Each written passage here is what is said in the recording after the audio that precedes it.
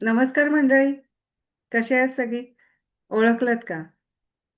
आपण ओंकार बरोबर, ओंकार गाडगीळ त्याच्याबरोबर त्याची नर्मदा परिक्रमेची आपण 4 महिन्याची त्यानं ती पायी प्रवास केला होता परिक्रमा.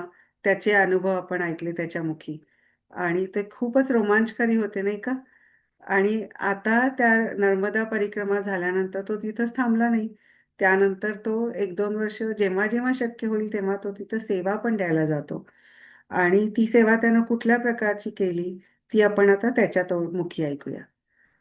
नमस्कार. नमस्कार मंडळी. मी ऋषाली बापट. बरोबर 4 वर्षापूर्वी आपण भेटलो होतो. नर्मदेला आपण परिक्रमा करून आलो होतो ओंकार गाडगीळ बरोबर. आणि आता आपण परत ओंकारशी चर्चा करणार आहे की परत काही नर्मदेची त्याची परिक्रमा झाली आहे का? का आणि कुठले दुसरे त्याचे परिक्रमा किंवा पदयात्रा, काय नवीन त्याचं काय प्लॅन्स आहे त्याच्याविषयी आपण जाणून घ्या. तर आपण आता थोड्या गप्पा मारूया ओंकार गाडगीळ बरोबर. ओंकार, नमस्कार. नमस्कार उषाताई. खूप खूप छान वाटतंय. 4 वर्ष झाली आपल्याला भेटून. आणि आता अजूनही त्या ताज्या वाटतात मला परिक्रमेचे अनुभव तुझे. बरेचदा मी जाऊन व्हिजिट करते, बघते, ऐकते. माझी मुलं ऐकतात. त्यामुळे छान वाटतं की आपणच जातोय दरवर्षी असं वाटतं. आणि ती 2022ला तू केली होतीस नाही का परिक्रमा? हो हो. त्यानंतर परत काय झाली तुझी परिक्रमा नर्मदेची? नाही, त्यानंतर नर्मदा परिक्रमा पुन्हा नाही झाली.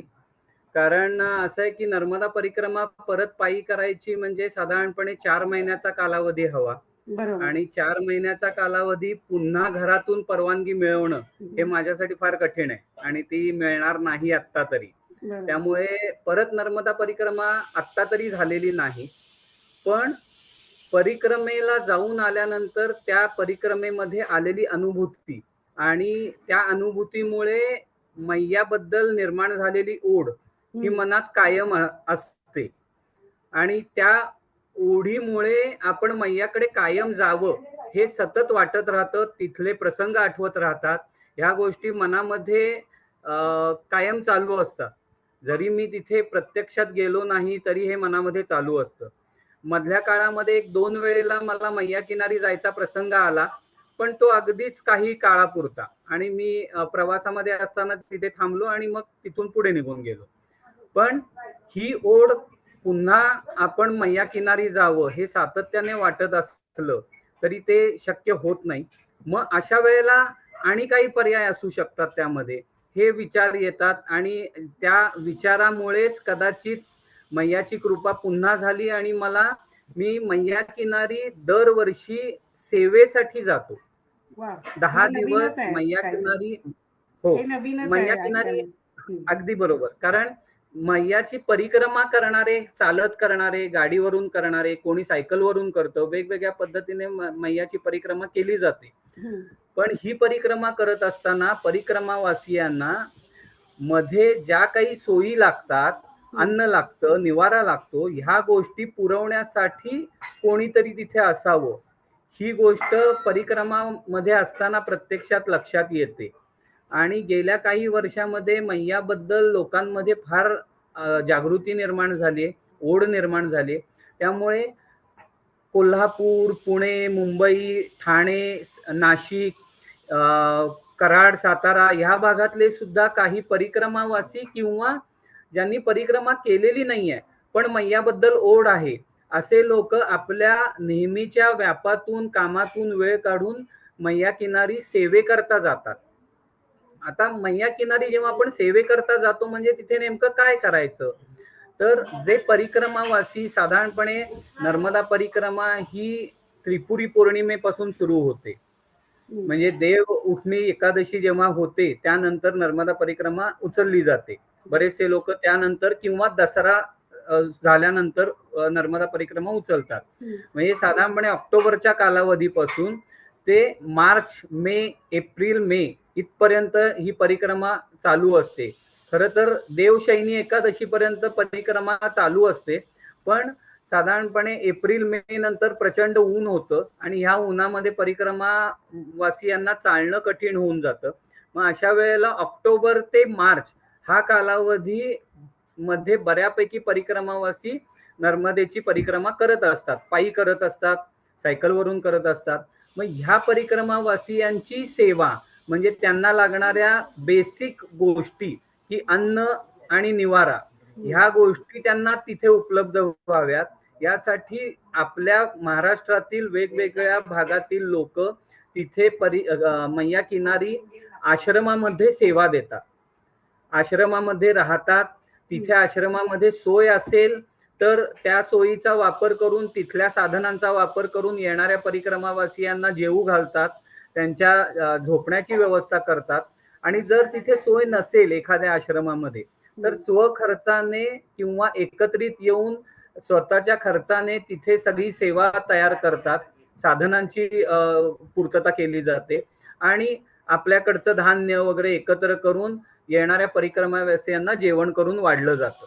तर अशा पद्धतीची सेवा त्यांची केली जाते आणि ही सेवा करत असताना त्यांना तिथे ज्या गोष्टीचा म्हणजे अभाव असतो की घरापासून ते लांब असतात, मैयाची जरी साथ असली तरी आपल्या लोकांपासून मराठी भाषिकांपासून ते लांब असतात आणि मग त्यांना ती घरची ओढ वाटत असते. मग ते कुठेतरी त्यांच्यापर्यंत पोहोचावं यासाठी महाराष्ट्रातील बरेचसे लोक परिक्रमावासियांना सेवा देण्यासाठी मैया किनारी काही म्हणजे साधारणपणे ऑक्टोबर ते मार्च या कालावधीमध्ये ग्रुपने साधारणपणे 15-15 दिवसाचा ग्रुप 5 लोकांचा 7 लोकांचा असा ग्रुप करतात आणि त्या ग्रुपने राहतात आणि लोकांना परिक्रमावासियांना सेवा देतात.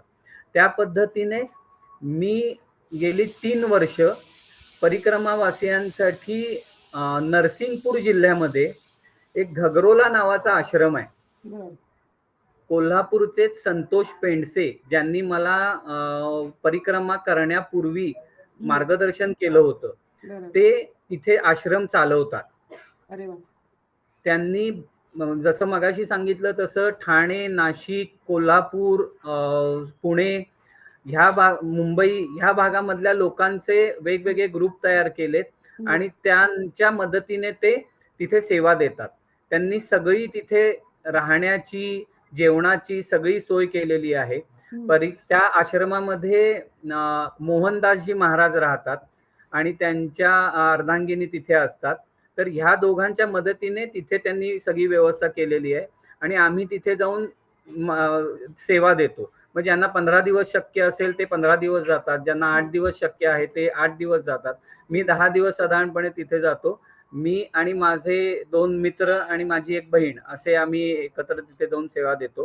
तर अशा पद्धतीने हे काम चालू आहे मैया किनारी. त्यामुळे मैया किनारी राहण्याचा पण योग येतो आणि मैयाचा सहवास लाभतो. आपली जी काही साधनं आपल्याला करायचे, नामस्मरण करायचंय तेही तिथे केलं जातं रिकाम्या वेळेमध्ये. कारण तुम्ही सेवा देण्यासाठी तिथे गेलेले आहात, तुम्ही स्वतःची साधना करण्यासाठी गेलेले नसता. त्यामुळे तुम्ही सेवा झाल्यानंतर परिक्रमावासियांची योग्य ती सेवा झाल्यानंतर रिकाम्या वेळेतच तुम्ही तुमची साधना करू शकता. त्यामुळे अशा पद्धतीने तिथे सेवा केली जाते. परिक्रमावासी कधी 1 येतो, कधी 5 येतात, कधी 10 येतात, कधी 25 येतात. जेवढे परिक्रमावासी येतील त्यांना जेवू घालायचं आणि त्यांची झोपण्याची किंवा आराम करण्याची व्यवस्था करायची.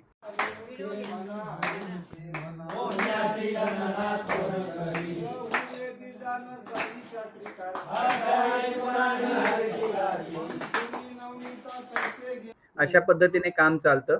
साधारणपणे सकाळी तिथे एक 5 वाजता नित्यनेमाने उठून तिथला परिसर साफ करायचा, मैया किनारी जाऊन आंघोळ करायची, परिसर साफ करायचा आणि तोपर्यंत परिक्रमावासी जे आदल्या दिवशी राहिलेले असतात ते त्यांची नित्यकर्म उरकून पुढे जाण्याच्या तयारीत असतात. त्यांना चहा किंवा काहीतरी बालभोग द्यायचा. तो बालभोग घेतल्यानंतर ते परिक्रमावासी पुढे जातात. थोड्या वेळानंतर आपली सर्व साधना आटपली की साधारणपणे 9च्या आसपास पुन्हा काही परिक्रमावासी जे मागच्या आश्रमात थांबलेले होते आणि सकाळी 6ला चालायला सुरुवात करून 2-3 तासाची चाल करून ते दुसऱ्या ह्या आश्रमापर्यंत पोहोचतात, तेही येतात. त्यांनाही चहा आणि बालभोग दिला जातो. मग ते जसं मगाशी म्हटलं तसं 1 येईल, 2 येईल, 10 येतील, ते जेवढे किती येतील त्यांना बालभोग द्यायचा. बालभोग तुम्ही काहीही देऊ शकता, चिवडा देऊ शकता, चुरमुरे देऊ शकता, पोहे करून देऊ शकता. या सगळ्या गोष्टी जिथे कांदा लसणीचा वापर न करता जेवढ्या गोष्टी करता येतील त्या तुम्ही करू शकता. आणि तो चहा आणि बालभोग दिल्यानंतर पुन्हा ते परिक्रमावासी पुढे निघून जातात.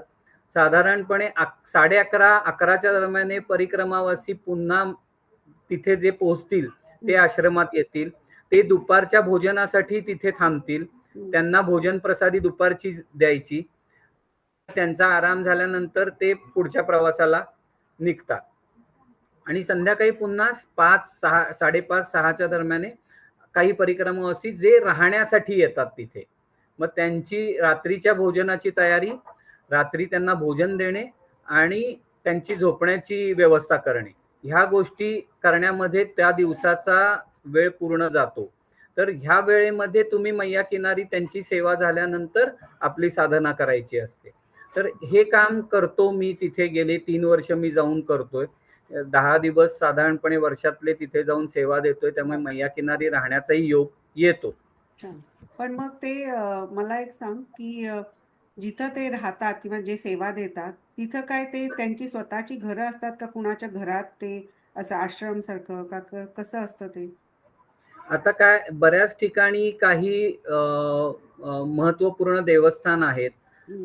तर त्या देवस्थानामध्ये तिथल्या गावातले लोक एकत्र येऊन आश्रम चालवतात. ओके. काही ठिकाणी त्यांनी आश्रम तयार केलाय पण तो चालवण्यासाठी तिथे सेवा देण्यासाठी कोणी नाहीये, मनुष्यबळ नाहीये.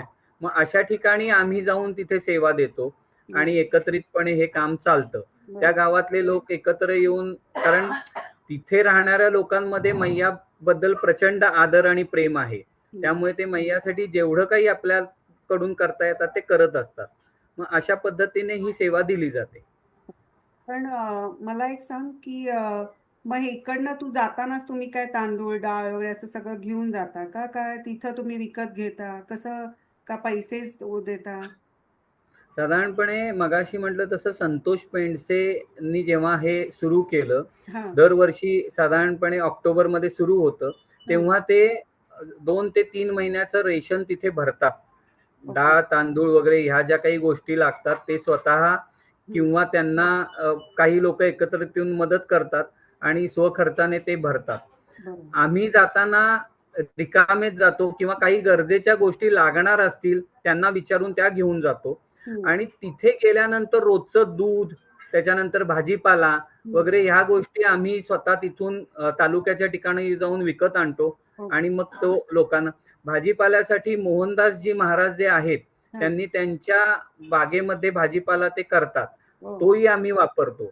त्यांच्या याच्या आश्रमामध्ये 2-3 गायी आहेत, त्यामुळे दूध काही वेळेला तिथून मिळतं, काही वेळेला आपल्याला विकत घ्यावं लागतं. मग ह्या गोष्टी तिथे लोकली मॅनेज होत राहतात.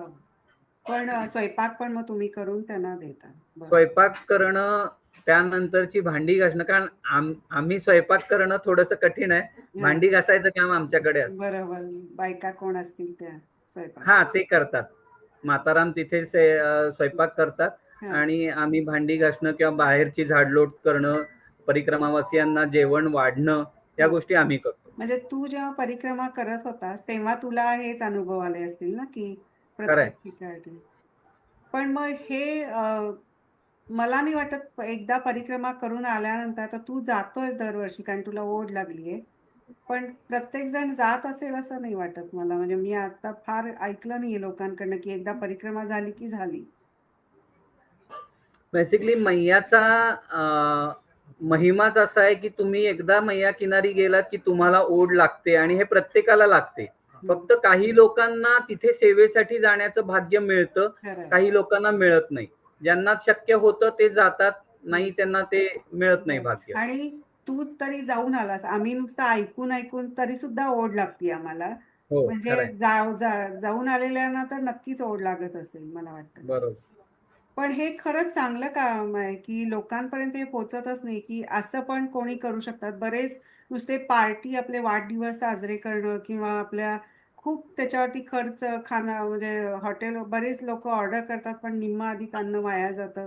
त्यापेक्षा खरोखर म्हणजे हे समाधान वेगळंच वाटतं मला तरी, ज्यांना साडी म्हणजे त्यांना कपडे देणं, झोपायला देणं, त्यांचे खाणं, मेनली खाण्यापिण्याच्या गोष्टी जर त्यांना ते खरंय. आत्मिक तृप्त झालं, की आपल्याला पण किती आपल्याला खूपच आनंद मिळतो. म्हणजे हे एक चांगली, म्हणजे मला असं वाटतं, की 75 किंवा कोणी 60-65 करतात किंवा 50 पण आजकाल मोठ्या प्रमाणात करायला लागले.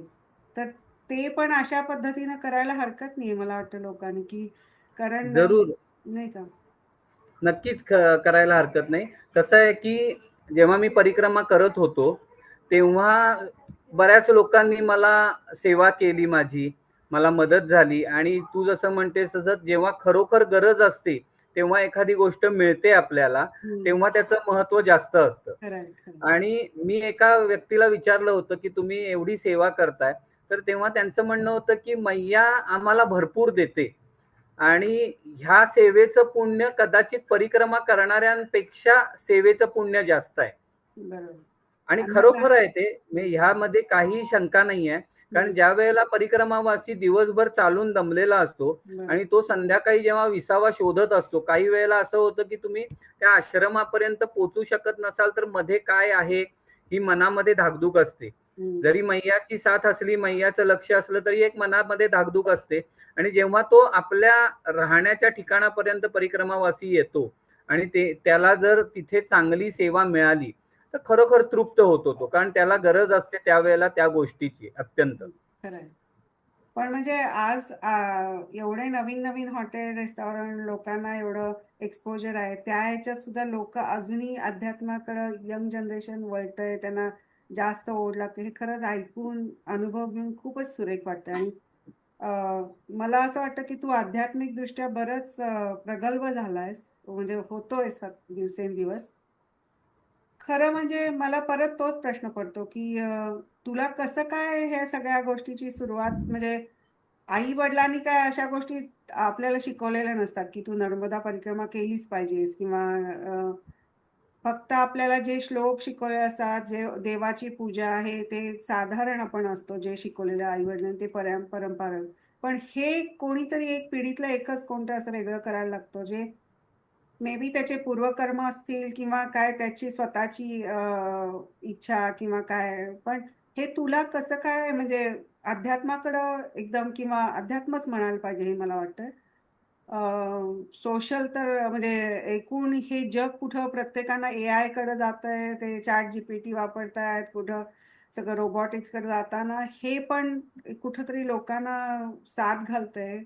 हे तुला कसं काय म्हणजे वाटतं, म्हणजे करावंसं वाटलं, किंवा आता तू बऱ्याच गोष्टी करतोयस, आपण त्याच्याविषयी बोलूच नंतर. पण किल्ले, गड-किल्ले पण तू बरेच केलेस. सो ते सगळं तुला कसं काय हे साध्य होतं, किंवा आतनं तुला आवाज येतो का काय होतं, की नाही हे करायला पाहिजे?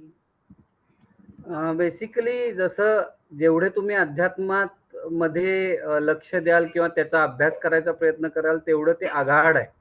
म्हणजे त्याचा तळ आपल्याला लागणार नाहीये. कारण जेव्हा ह्या मटेरियलिस्टिक गोष्टीमध्ये आपण अडकलोय, ते कधी ना कधीतरी संपणार आहे. खरं पण आध्यात्मिक गोष्ट जसं आपण म्हणतो, की अभंग. अभंग म्हणजे काय, की ज्याला भंग नाही तो अभंग. खरं आणि तो शाश्वत आहे. वर्षानुवर्ष, शतकानुशतकं आपण तो ऐकतोय. हम्म, आणि तसंच आध्यात्मिक गोष्टीचं हे आहे, की हम्म, ती शाश्वत आहे. ती आपल्या समजण्या पलीकडची आहे. जेवढं आपण समजून घ्यायचा प्रयत्न करू, ते कमीच आहे आपल्यासाठी.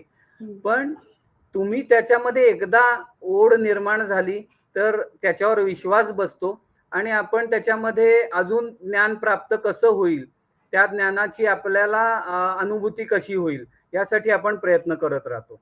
जसं की आपल्या घरामध्ये लहानपणापासून आपल्याला शुभं करोती म्हणायचं शिकवलं गेलंय, रामरक्षा म्हणायचं शिकवलं गेलंय. हम्म, तेच आता सुद्धा काही ठिकाणी होतंय.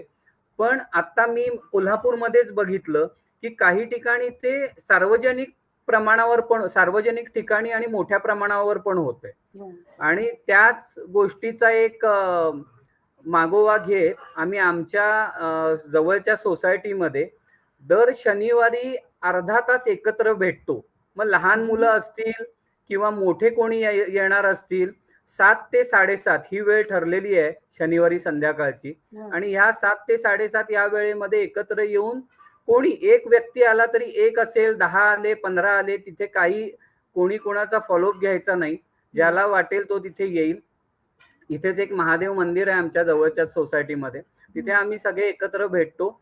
7 ते 7:30 या वेळेत रामरक्षा म्हणणे, शिवध्येय मंत्र म्हणणे आणि मनाचे श्लोक, रोज एक, दर शनिवारी एक मनाचा श्लोक आणि त्याचा अर्थ वा. हे मुलांना सांगणे, किंवा आणि हे मुलांना सांगत असताना आपलाही त्याचा अभ्यास होतो. खरं.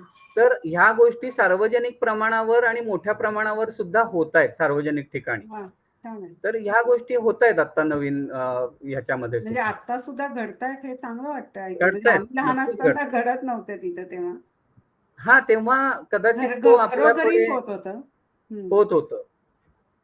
लाईट खरंय, गेले की स्पेशली एकत्र सगळी बसून अगदी रामरक्षा, पाढे खरंय, आणि ते सगळं असायचं. खरंय, खरंय. पण हे आता घडतं, हे खरं गरज आहे, काळाची गरज आहे मुलांना या गरज आहे. हां. हो, आणि ते आता जाणवतंय, ते खूप जाणवतंय. कारण आता माणसाला बघ ना, फोन नंबर लक्षात नाही, कुणाचे ॲड्रेस सगळं फोनमध्ये स्टोअर असल्यामुळं कुणाला मेमरी हळूहळू लॉस व्हायला लागली आहे, की अ, त्यामुळं हे मनाचे श्लोक वगैरे इथं पण चाललंय. इथं अमेरिकेत सुद्धा मनाच्या श्लोकावरती त्याचं दर आठवड्यात एकदा त्याचं हे चाललेलं असतं, त्याचं बरोबर. अवलोकन वगैरे, म्हणजे त्याच्याविषयी. कारण लोक आता मनात, कारण ते किती पूर्वी लिहिलेलं आहे, पण ते अजूनही या काळात सुद्धा ते परफेक्ट फिट होतं.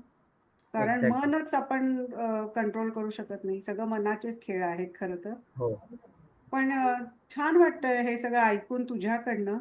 आणि आता पुढं परत काय, तर दरवर्षीप्रमाणे तुझे यावर्षी पण तू जाशील परिक्रमा, म्हणजे वासियांना हे करायला, सेवेसाठी. हो. सेवेसाठी जाशील.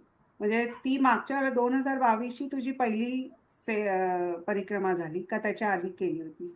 नाही, ती माझी पहिली परिक्रमा. मी ऑक्टोबर 2021 ला परिक्रमा उचलली हा. आणि फेब्रुवारी 2022 मध्ये ती पूर्ण झाली. पूर्ण झाली. ही पहिलीच परिक्रमा. त्याच्या आधी मैया किनारी सुद्धा कधी मी आलो नव्हतो. बरोबर. आणि परिक्रमा झाल्यानंतर 2023 ला मी नाही जाऊ शकलो, कारण ते मला लिंक मिळालीच नव्हती. 24-25 हा. ह्या 2 वर्ष सलग मी गेलोय बरोबर. आणि 26 ला सुद्धा नक्की जाणार. बरोबर. पण मग आता नर्मदा परिक्रमा सोडून आणि तुझे काय नवीन नवीन योजना आहेत, किंवा आणि काय तुझं आध्यात्मिक तुला साध्य करायचं आहे? पुन्हा तेच, की करण्यासारख्या बऱ्याच गोष्टी आहेत, पण शेवटी घरी बायको आहे, मुली आहेत, संसारिक आहेस तू, संसार साधून सगळं करायचंय आपल्याला आध्यात्मिक. आई वडील आहेत, त्यामुळे ते सगळं बघून मॅनेज करून जायचंय. त्यामुळे तेवढा वेळ नाही मिळत. हम्म. तरी काही गोष्टी केल्या आहेत आता या 2025 मध्ये, सप्टेंबर महिन्यामध्ये. हो. पण ते करण्यासाठी सुद्धा घरात म्हणजे ती तयारी फार मोठी असते, घरात सांगणं आणि परवानगी मिळवणं. बरोबर. तर अशा पण मग अनुषंगाने ठरवतोस कशा गोष्टी? कोणी मित्र वगैरे तुला हे करतात का, उद्योग करतात की हे करायला पाहिजे, का तुझं तूच आज आता नाही पुढच्या वर्षी आता हे टार्गेट करायचं, असं काय असतं? टार्गेट ही आपोआप डोक्यामध्ये येत राहतात. हम्म. मग ते भटकंतीचा मोठा धागा आहे, की हम्म. त्याच्यामधून काही ना काहीतरी कळत राहतं. त्यामधून सोशल मीडियावरून काही गोष्टी समजतात. हम्म. तर त्याच्यातूनच आपण आपलं टार्गेट सेट करायचं, की आपल्याला काय शक्य होईल. आणि बरोबर. मग जे स्वतःला शक्य होईल, स्वतःच्या आवडीसाठी जे करायचंय ते करताना आपण समाजासाठी किंवा देशासाठी काय करू शकतो हे लक्षात ठेवून त्याच्या अनुषंगाने काहीतरी करायचं. बरं. मग आता 2025 ला काय तुझं योजना झाली? मी 1 सप्टेंबर 2025 ते 12 ऑक्टोबर 2025 ह्या 42 दिवसांमध्ये हम्म. कोल्हापूर ते केदारनाथ, हम्म. बद्रीनाथ, हम्म. यमुनोत्री आणि गंगोत्री ह्या चारही धामांची सायकलने वारी केली. अरे वा, हे वेगळंच आहे काय? कोल्हापूर टू कोल्हापूर हे अंतर मी पूर्ण केलं सायकलने. हं. आणि 42 दिवसांचा कालावधी त्याच्यासाठी लागला. आणि ही चारधाम यात्रा मी केली या 1 सप्टेंबर ते 12 ऑक्टोबर ह्या कालावधीमध्ये. बरं. पण मग आता त्याच्याविषयी पण ऐकायला आवडेल लोकांना मला. तर आपण आता काय करूया पुढच्या भागापासून आपण चारधाम यात्रेला निघूया सायकलवरनं. चालेल की नाही? जरूर निघू. हां. जरूर निघू. मग आपण आता भेटूया पुढच्या ह्याच्यामध्ये, की आता नर्मदेचं तरी आपल्याला बऱ्याच गोष्टी कळल्यात लोकांना पण तुझ्यामार्फत. मला कळल्यात. तर आता आपण चारधाम यात्रेची पण सायकलवरनं आणि ते सुद्धा. तयारी कशी एक्झॅक्टली. करायची, काय करायची, स्टेप बाय स्टेप आपण जाऊया आपण. मग भेटू आपण परत. नमस्कार. नक्की भेटूया. नमस्ते. नमस्कार.